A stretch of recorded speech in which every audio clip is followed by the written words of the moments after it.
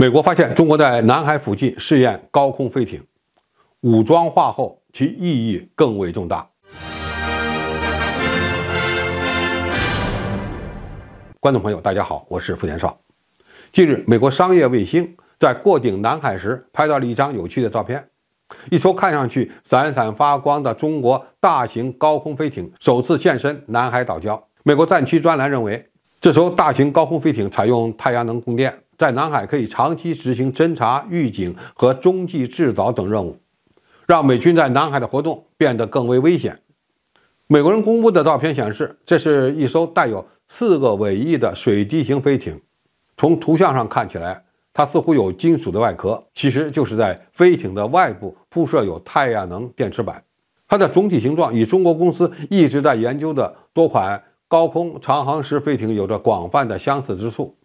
比如，中国的一些公司曾经公开过天恒号、元猛号等飞艇，它们的运行高度位于平流层，距离地面23000米以上，所以这几款中国飞艇也被称作是临近空间飞艇或者是平流型飞艇。这些高空飞艇身上铺设有太阳能发电板，并且依靠电动机推进，因此对地面的后勤保障的依赖度非常低，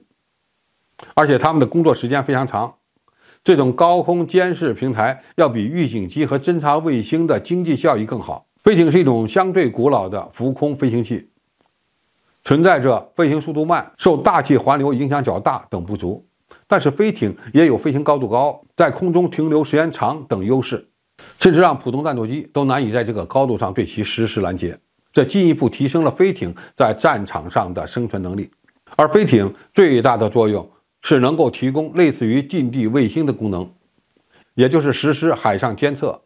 导弹预警、通信中继等相关任务时，远比卫星和大型空中电子战平台更具优势。对中国军队来说，如果能在南海部署几艘大型空中飞艇，就能在很大范围内增强其对周边态势的掌控能力。而寄留在岛礁上空的飞艇可以极大地提升中国岛礁的雷达预警范围。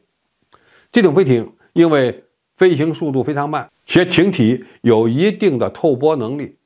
从而使传统雷达很难探测到它，而战斗机呢又不容易对其实施拦截，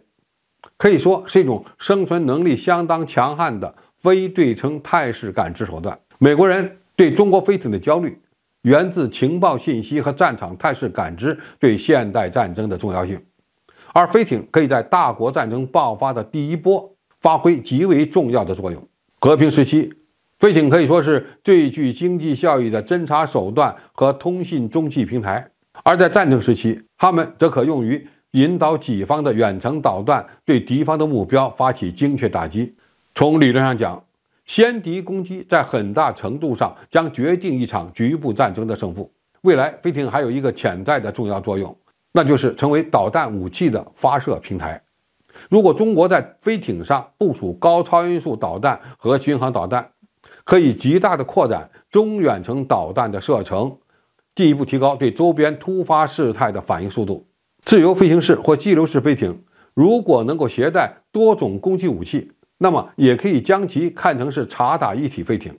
这何尝不是一种全新概念的武器打击平台呢？如果将高空飞艇变成武器发射平台，还符合分布式杀伤链的概念，符合未来装备发展的趋势。